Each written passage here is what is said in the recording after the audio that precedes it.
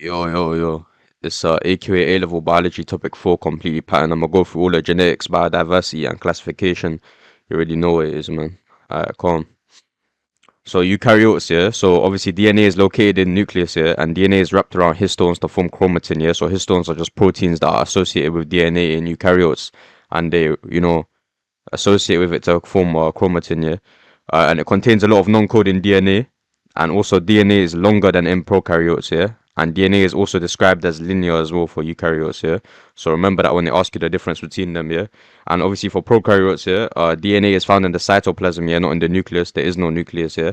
DNA is also circular, and DNA is not wrapped around histones. And there's also a small amount of DNA that doesn't actually code for something. All the DNA codes for something, most of it, yeah, in prokaryotes, because it's, because of their situation, innit? Also, they got plasmids as well, which is like little like rings of DNA, and also DNA is also short of them. Alright, cool. The genome, yeah. So the genome is described as the entire set of genes in a cell, yeah. So that's the genome, and then the proteome is described as the entire set of proteins that is expressed by a cell, yeah. So make sure you know these definitions. I know it comes up in papers and that they're like, say the genome, say the proteome, yeah. Alright, calm. Genetic code. The code is read in triplets of bases known as codons, yeah? So these codons are triplets of bases. So when you got three bases, yeah, you call that a codon. Each codon codes for a specific amino acid, yeah? A gene is a sequence of bases that codes for a sequence of amino acids, yeah? The specific position of a gene on DNA is called its locus, yeah? So the locus or the loci, yeah, is the position of that gene inside the DNA. Like, where is that gene located, yeah? Not all the DNA codes for proteins, yeah? Exons are the coding regions, yeah, and introns are the non-coding regions, yeah? So on DNA, you got things called exons, yeah, which is the parts of the DNA that's gonna code for something, and you also got introns, yeah, which don't code for anything, yeah. Alright, calm. There are 20 different amino acids, yeah. However, scientists discovered that each amino acid is coded by one or more triplet combinations. There are also 64 possible triplets, yeah. Therefore, some amino acids are coded by more than one triplet. You get that? So there's 64 possible triplets that you can have, yeah. But there's only 20 amino acids, yeah. So there should be 64 amino acids, but there's only 20. So that means that of these triplets, yeah, two of them will code for the same shit. So you'll see what I mean by that in a minute. So we describe that as degenerate, yeah. So these genetic code is degenerate. This means that more than one triplet can code for the same amino acid, yeah. So what that means is that basically, as you see, PHE, yeah, that's an amino acid, yeah, that can be coded by UUU and UUC, yeah. So UUU and UUC both make PHE. Serine, yeah, is coded by both UCU, UCC, UCA, and UCG. All of that makes serine. You get LEU, yeah, makes yeah, you get the situation, bro. Yeah, glycine is coded by GGU, GGC, GGA. You get the whole thing. Yeah, you get the situation. So that's what I mean by degenerate. Yeah, is that multiple bases, yeah, multiple triplets, yeah, codons, yeah, can code for the same shit. So degeneracy, yeah, helps reduce the impact of mutations such as deletion, insertion, or substitution, yeah. So obviously it means that basically shit can be, helped, basically, yeah. It means that if something gets mutated, yeah, it might just mutate into the same shit. So for example, if GGU, yeah, down here, and the U changed into C, it wouldn't have any effect because it's gonna code for the same shit. Do you see what I'm saying? Calm. Some mutations can form cystic fibrosis, which is caused by sticky mucus production, yeah, or sickle cell anemia, where mutated hemoglobin distorts red blood cells. You need to know about them two diseases, yeah, and what causes it. So sticky mucus production, and yeah, you get calm. You can also describe the genetic code as non-overlapping, yeah? So each base is part of only one triplet. Triplets are read separately without sharing any bases, and this ensures that the genetic message is read correctly and consistently. This helps prevent errors when translating DNA into proteins, yeah? So what non-overlapping means is it means that it will be read as 2 and then net. So it gets read 3 at a time. You get me? Not 2 and then like WON or like ONE, like that. The DNA, basically the thing is read, yeah. It knows to read it like 3 at a time. You get it? Alright, calm. Start and stop codons, yeah. So the start codon signals where the ribosome should begin making the protein, yeah. And it's usually AUG, which codes for methionine, yeah. Stop codons signal the end of the protein, and they're usually UAA, UAG, or UGA, yeah. They do not code for any amino acid, yeah.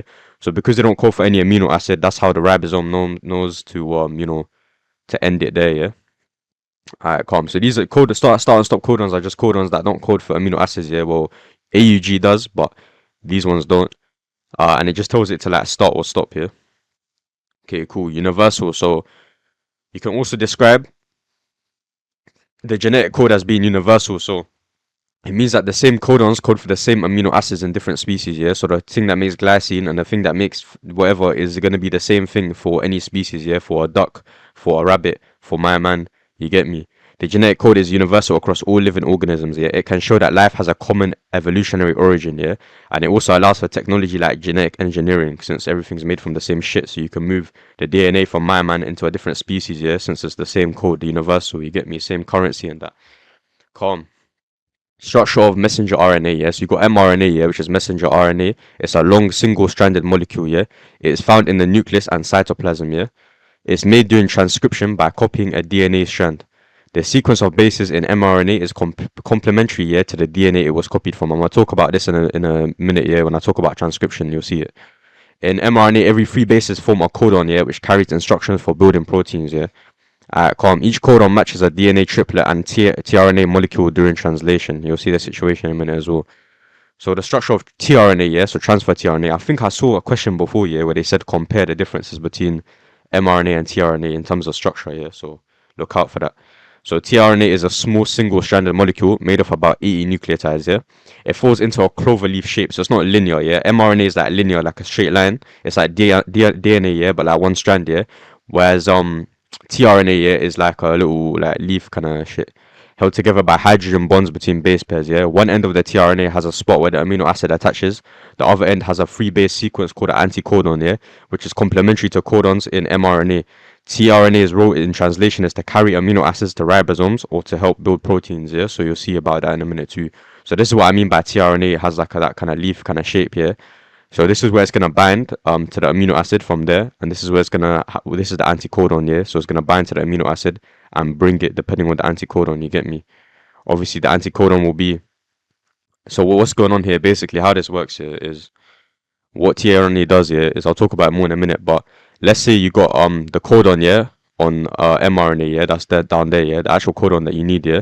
This thing is gonna come down like that. This thing will be matching to the codon. That's why it's called anticodon, yeah, because it will be matching. Yeah, it's complementary. Yeah, so where the U is, it will be A. Where the A is, it will be T. Whatever you get, or U in this case, and then C, G. Yeah, and then what's gonna happen is it's gonna bring the amino acid there, and it's gonna attach there, and that amino acid will be coded for by the ribosome. Not coded, but put together. You get what I mean, innit? Okay, cool. Transcription, yeah. So listen, I'm gonna go through transcription, translation, yeah, and I'm also tell you what you need to write for the exam, so that if you don't understand transcription and translation, you can still get all the marks here by just memorizing the mark scheme. You get me? So transcription, step 1, yeah. So the whole point in transcription is to make mRNA, yeah. DNA can't leave the nucleus, yeah.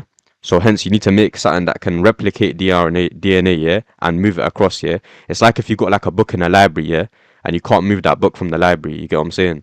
Yeah, you can't move it out of the library, so therefore you need to get a brother to go copy it onto a piece of paper and then move that copied sheet away. You get me? So that's all that transcription is doing, yeah. So DNA helicase is gonna break the hydrogen bonds between DNA bases, yeah. So it's gonna come between the DNA and break it like in semi-conservative replication, yeah. And the two strands separate, exposing the bases inside.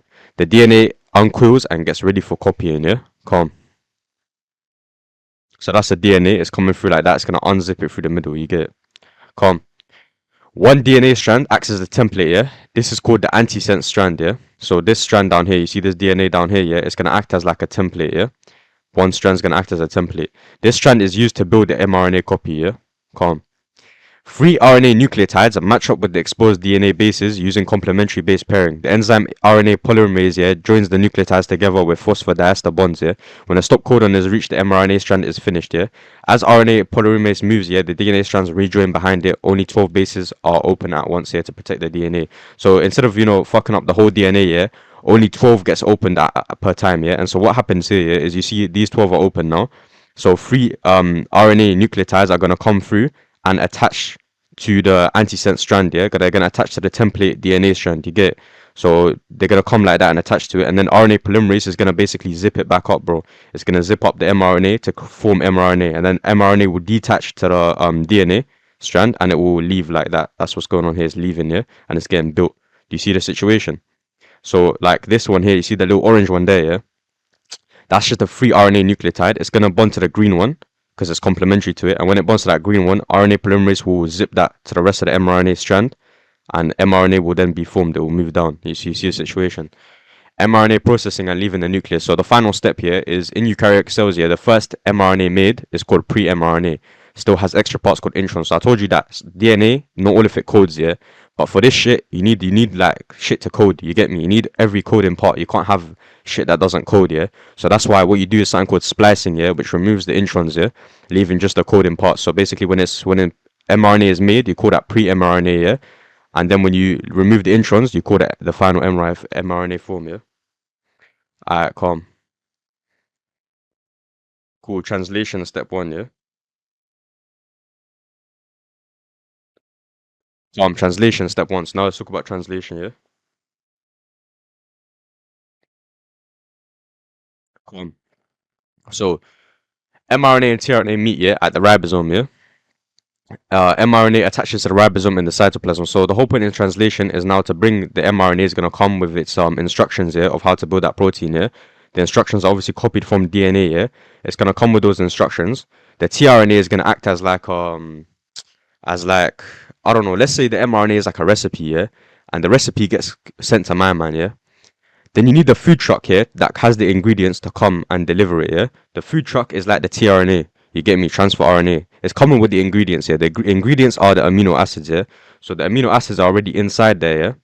And they're gonna come, the ingredients to make those amino acids, which is the bases, really and truly. The bases are gonna come through in the food truck. And my man, the chef here, is gonna read the recipe. He's gonna read the mRNA, yeah? See what bases match up with the mRNA. Take those bases from the food truck and hence form the amino acid. You get me? So mRNA attaches to the ribosome in the cytoplasm. So mRNA is down here, messenger RNA, yeah, it's gonna attach to the ribosome like that, and now obviously it's lined up like that, yeah. tRNA molecules collect specific amino acids from the cytoplasm and bring them to the ribosome. So the tRNA is gonna bring like, it will have it loaded already, like how a food truck has all the ingredients, yeah. It's gonna have the amino acids already, yeah.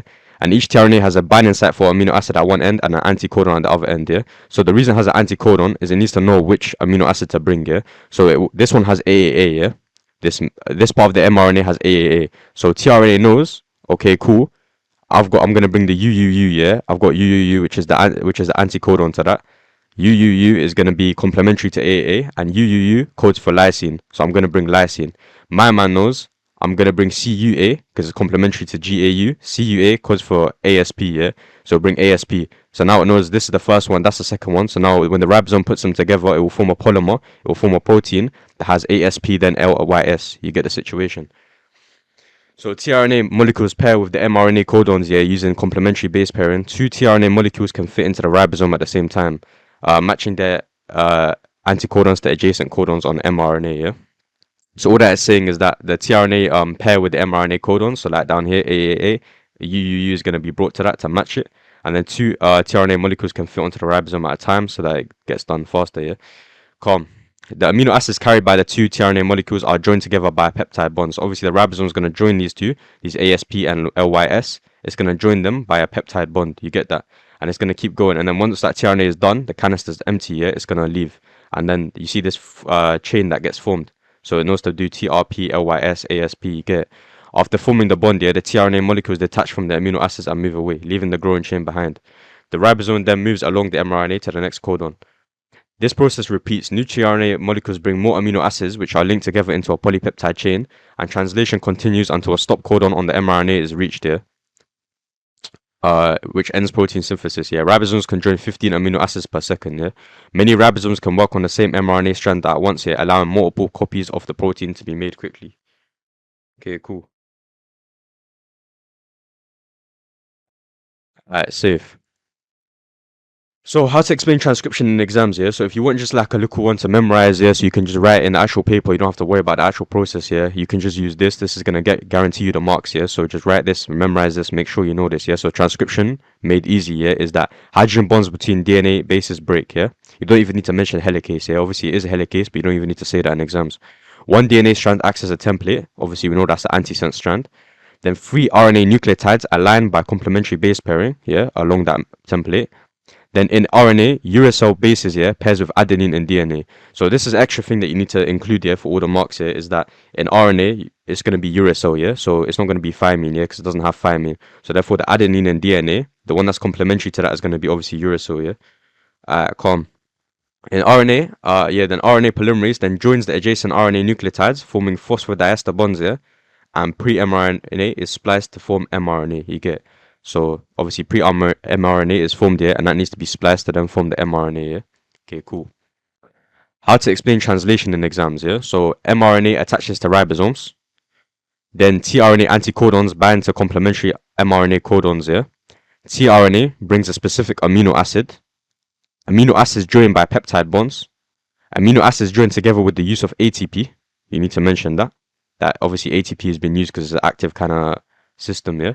tRNA released after amino acid joins the polypeptide, and the ribosome moves along the mRNA to form the polypeptide. So that's all the marks you need to explain translation in exams, yeah?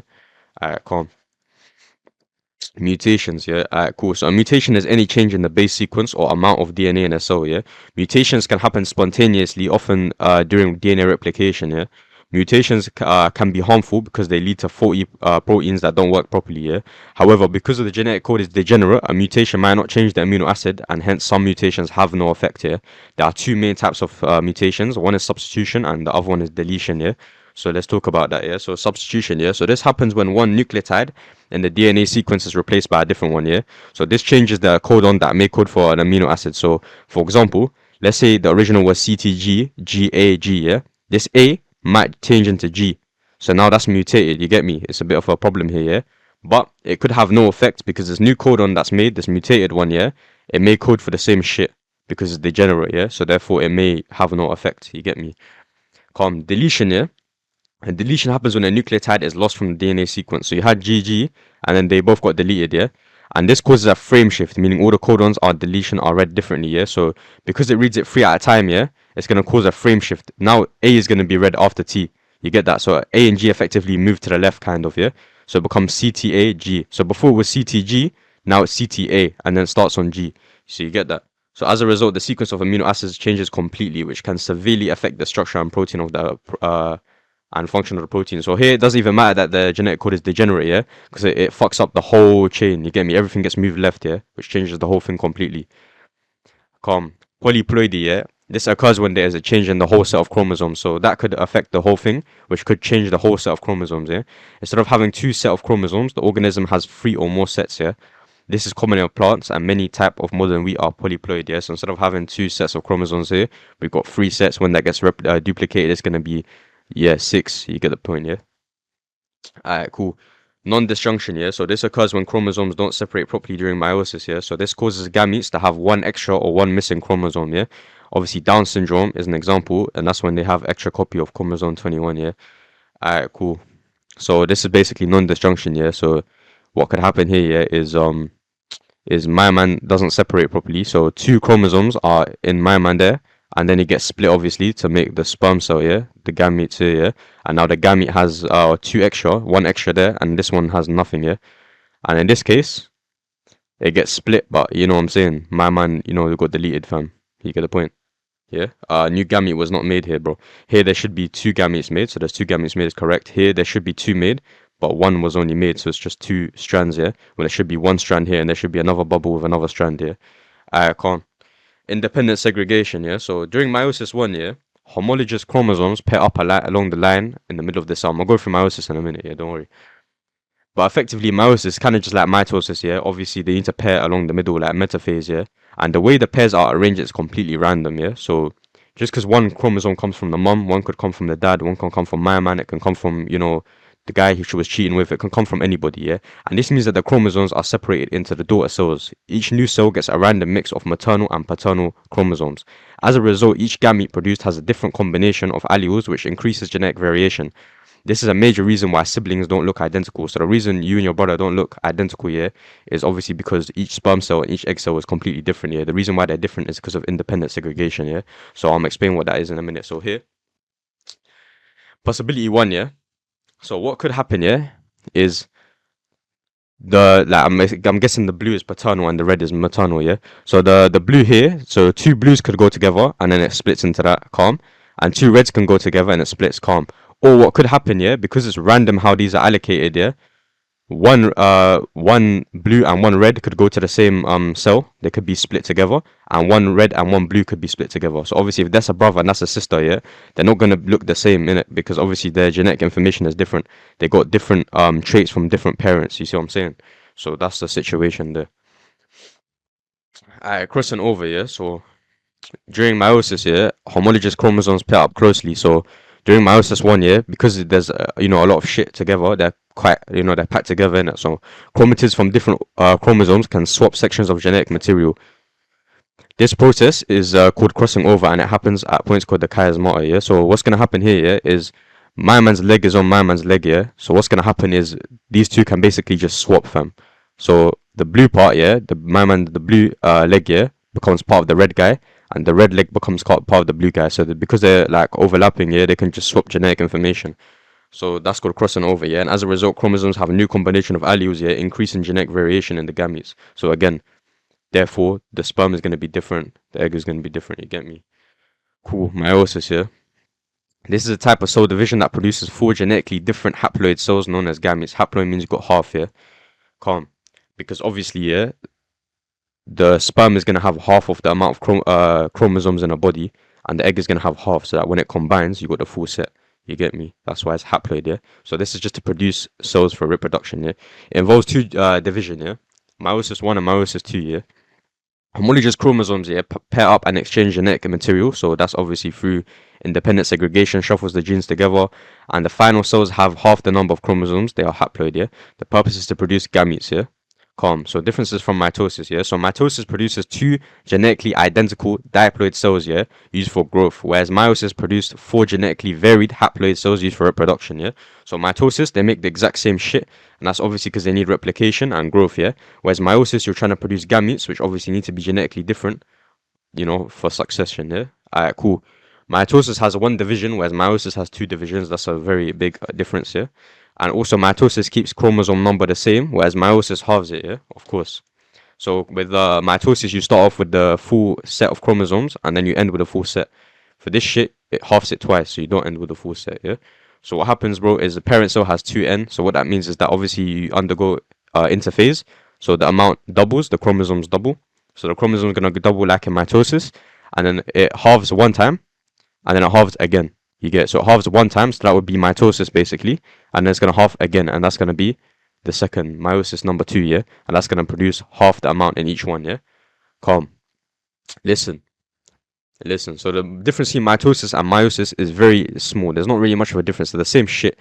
The difference here is that meiosis halves twice, mitosis halves once, and also meiosis has crossing over and independent segregation, which means that it's going to be different every time. That's the only two differences. Apart from that, it's the same shit. Okay, cool. Natural selection, yeah. So in any population, there's a variety of different phenotypes here, which are caused by genetic variation, of course. So environmental changes introduce new selection pressures like climate change and disease. And obviously, some individuals, they have advantageous alleles, yeah, that give them a better chance of survival and reproduction under new conditions, yeah. So what that means is there might be a new climate change, new disease, and certain men are just better suited to that. You get me? You know what I'm saying? It's dog eat dog, yeah. Some men are just, you know what I'm saying? They're capable, fam, yeah. As a result, the ones that are not, they die out. The ones that are good, yeah, they stay and they pass on their genes, and then it continues the cycle. You get me? It's just natural selection, bro. You see it in your classroom every day, bro. Alright, cool. You see the man who are, you know what I'm saying, quite challenged. Cool. Over many generations, yeah, the frequency of the advantageous alleles, yeah, increases the population. And gradually, this leads to changes in the population's characteristics, yeah. This process is known as evolution, yeah.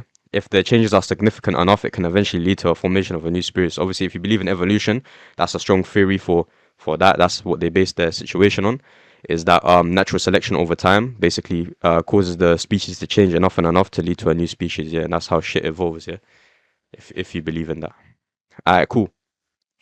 Directional selection, yeah. So there's two types of selection, yeah. You'll see them in a minute. There's more than two types, but there's two types in A level, yeah. So the directional selection, yeah. So this occurs when environmental conditions change, yeah. So what that means here is that individuals with phenotypes better suited to the new conditions survive and reproduce more successfully. So basically natural selection, yeah.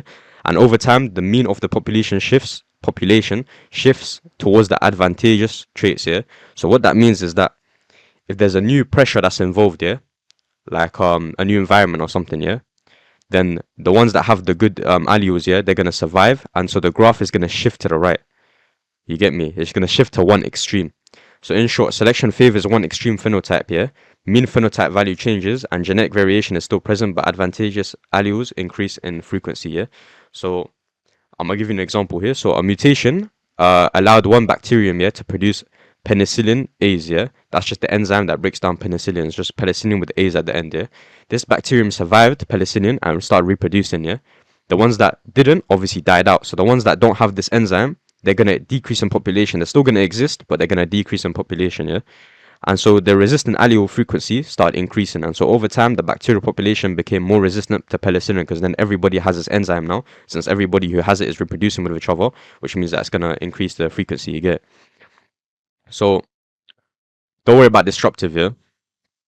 Direction was here. So before, let's say it was one extreme here, nobody had the enzyme. Now everybody has the enzyme. You get it? And obviously you can use these enzyme, like you can use this extra information and shit in the actual exam as well, yeah? Like in the essay and that you can talk about that bacteria example and stuff like that, yeah? And penicillinase and all that, yeah? I can't. But you get this, yeah? So it went from that to that, so it caused the whole shift in the graph, yeah? That's directional selection, yeah? Stabilizing selection is the other type, and that preserves phenotypes with successful characteristics, yeah? So reduces individuals with traits at extremes. So happens when the environment remains stable. So individuals closest to the mean are favored, yeah? Extreme phenotypes are selected against. It reduces variation but maintains the advantageous average trait, yeah? Calm. So what that means, for example, is like the average birth weight is 3 kg, yeah? This gives the best survival chance for the baby, yeah? The baby who is too light, yeah, or is too heavy, they have a higher risk of complications occurring. So therefore, since the conditions, the environment staying the same, over time, birth weights stay around the average due to stabilizing selection. So everybody's going to stay around 3 kg, yeah? Because if it's too light or too high, it's not going to end well. So you see the situation, yeah? So that's stabilizing selection here. So before you had quite a lot, so the red line, yeah, you had quite a lot of extremes, yeah. So you had quite a lot of light babies, you had quite a lot of heavy babies, yeah. But because the shit stayed the same, it didn't shift. If it shifted, yeah, to an environment that was more beneficial for the heavier babies, yeah, then you would have directional selection and it would increase the right hand side. But because shit stayed the same, it's gonna delete more of my man over here and delete the people over there, yeah, and it's gonna increase the people here. You get me? So it's gonna become more like the mean is gonna increase. The number around the mean is gonna increase, yeah, and there's gonna be more people within that range and less people outside that range, yeah. Okay, cool. Adaptations, yeah. So there's three types of adaptations, yeah.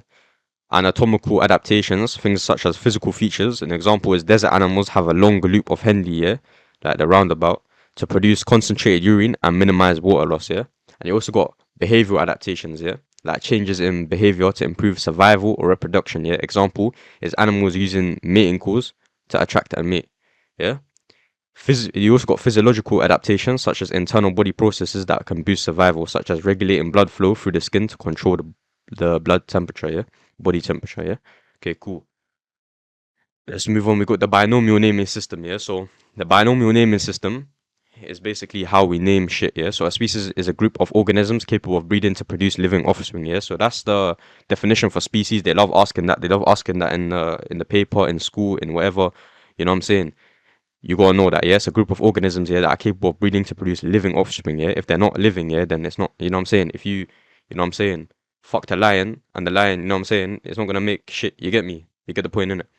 The binomial naming system, yeah, gives every species a two-part name, yeah, based on Latin or Greek, yeah. So it gives it a two-part name, obviously based on them two things, yeah.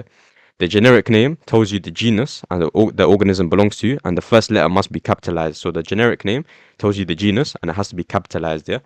Closely related species share the same genus. That tells you that they may have like an evolutionary past or they may be closely related, yeah. Specific name tells you the species within the genus and the first letter has to be lowercase, yeah. So for example, the humans, yeah, they're called Homo sapiens, yeah. Homo is the genus, sapiens is the specific name, the species, yeah. You get it? So that's a binomial naming system, yeah.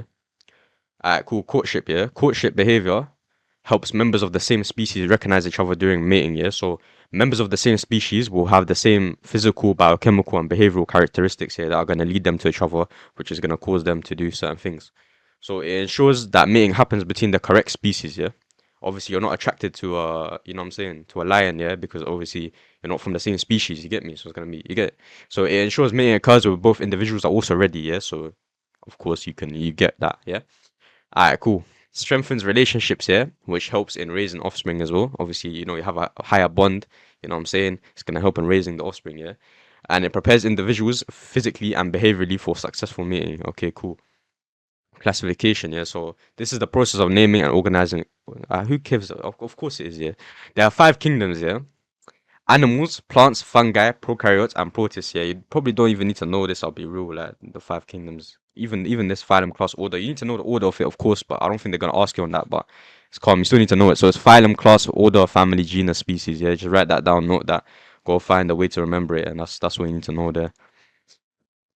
Calm. Studies molecular differences in DNA, yeah? So this is molecular phylogeny, yeah? That's gonna study molecular differences in DNA and proteins, yeah, between organisms, yeah? It helps determine evolutionary relationships, yeah? This is accepted by scientists and led to a new system of classification, yeah? So what this is, it basically studied the molecular differences in people's DNA and proteins, yeah? Which helped see that some might be more closely related to others, yeah? And it helped say that there was a common ancestor before, yeah? And so the three domains are called bacteria, archaea, and eukaryota, yeah? So that's the three domains, yeah. So what it means is that scientists think that there's a common ancestor that everybody came from, that these three types of things came from, and over time it, made these things, made bacteria, made archaea, made eukarya, yeah. Which eukarya has that other shit, like it has plants, fungi, animals. That's all part of that. You get it? Cool. Evaluating data, yeah. So findings are published in scientific journals and presented at scientific conferences, yeah. Other scientists they study and evaluate the evidence critically, yeah. This is called peer review, and it ensures that research is valid, reliable, and unbiased. Scientists then collect more evidence here to support or reject the original findings. This helps strengthen or challenge the new ideas, yeah. Say no. Biodiversity, yeah. So this is the variety of living organisms on Earth. You need to know that kind of definition. Over time, biodiversity has increased, but it's now threatened by human activities like deforestation. There are three ways to measure biodiversity. Yeah, you need to know the definitions of these three ways. So the first one is species diversity. So you need to know about that. Yeah, this is the number of different species and the number of individuals in a community. Yeah, so number of species and number of individuals. You need to know that. Yeah, both things you need to quote for species diversity. Yeah, this is measured by methods like random sampling. Yeah, calm. Genetic diversity, yeah. So this is the variation of genes within a species, yeah. It refers to the number of different alleles in a gene pool. Okay, cool. And ecosystem diversity, yeah. See that, man. Yeah, that's a range of different habitats found in the area. So if you've got different habitats that are in the same area, that's going to be ecosystem diversity. You get me? Okay, cool. Index of biodiversity, yeah. So this is minor. This is minor. You need to know this equation. You need to memorize it. I don't know if they give this to you in a paper. You just need to know it. They'll ask you to create it, to find the index of biodiversity. All you do is you take the total number of organisms of a species, that's n, and you times it by n minus 1, and then you divide that by the sum of n, so the total number of organisms of each species, yeah, and then times that by n minus 1. That's all you do. It's pretty simple here, yeah. This sigma thing, yeah, it just means sum of, yeah, so you take the sum of n times n minus 1, and then n minus 1 over that. You just write down the formula, write down what n means, That's it, bro. It's easy formula to use. Alright, cool. Agriculture, yeah. So agricultural ecosystem reduces biodiversity because humans select the specific desired traits, yeah. So some traits are more like corn that makes a certain kind of thing is more desirable than corn that makes other things, yeah. So therefore, it's gonna need more of that. You see what I'm saying? So humans are gonna reduce the biodiversity, yeah. This reduce the number of alleles, yeah, lowering genetic diversity. Farmland is often used for only one species, which is called monoculture, making it harder for the other species to survive, yeah. Alright, cool. Ways to maintain biodiversity, yeah. So you can use hedgerows instead of fences, yeah. So that's so when you delete the hedgerow and you put a fence there, yeah, it's gonna, you know what I'm saying, delete the biodiversity because you killed all the organisms that are on that area. Whereas if you have, hedgerows, it can foster other organisms in it. Provides habitats and corridors for wildlife, yeah. Reduce use of herbicides and pesticides, which protects obviously non-target plant and animal species, yeah. You can also do intercropping, yeah, which is when you grow different crops in the same area to increase habitat variety, yeah. And you can also preserve the wetlands, yeah. So avoid draining wetlands, which are obviously rich in biodiversity because it has like a whole ocean, which means that you're gonna have different shit in there. Okay, cool. Comparing genetic diversity, yeah. So genetic diversity is the variety of genes within a species or between species, yeah. Intraspecific variation is the differences between individuals of the same species, yeah. Interspecific, yeah, variation is the differences between individuals of different species, yeah. High genetic diversity improves survival chance in changing environments. Okay, cool. Old method, yeah. So you can compare physical traits such as shape, size, or color. So that's what certain man used to do. They used to look at the color, the shape, the whatever, and they used to say, "Oh, these two species are different based on that." Yeah. The problem with that is that traits can be influenced by more than one gene. You get me? These are called polygenic traits. Similar traits can arise independently. This is known as convergent evolution. Yeah. So traits can also be affected by the environment. So what this means is that my man could be black. My man also could be black, but they don't have to be from the same place. Do you see what I'm saying? Yeah, they can be influenced by more than one gene. Do you see that? These are called polygenic traits. Yeah, similar traits can also arise independently. Yeah, so obviously these traits can come. They can look the same. They can be the same shit, but they can come from different situations. So convergent evolution. Yeah, and also traits can be affected by the environment. So just because my man looks like that doesn't mean he actually looked like that from birth. It could have occurred from other shit. You get me? So that's why the old method is not very good. So they can use the new method, yeah, which is DNA sequencing, yeah, which allows direct comparison of base sequences between organisms, yeah. mRNA sequencing can be used because mRNA is made from DNA templates, yeah. So because it's made from the DNA template, yeah, that means that you can therefore use the DNA template to make the mRNA, which means that you can then analyze the mRNA, yeah, which then tells you a lot about the DNA. You get it? Proteins can also be compared as they show underlying DNA. These molecular techniques give a more accurate measure of genetic diversity, yeah. How these differences are measured, yeah. So differences in DNA, mRNA, or amino acid sequences, yeah, show genetic variation. Fewer differences means the organisms are more closely related. More differences obviously mean the organisms are less closely related, yeah. Molecular comparisons provide quantitative data as well for analysis, yeah. Sampling, bro. So it's not practical to measure every single individual in a population. Sampling involves studying a representative subset of the population, yeah? So however, there are risks such as sampling bias, which is obviously non-random selection, and chance as well, which is random variation affecting the results, yeah?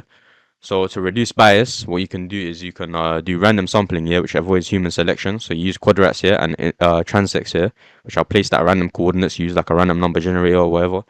And larger sample sizes can help reduce the effects of chance and increase the reliability of the data. Okay, cool. That's it, man.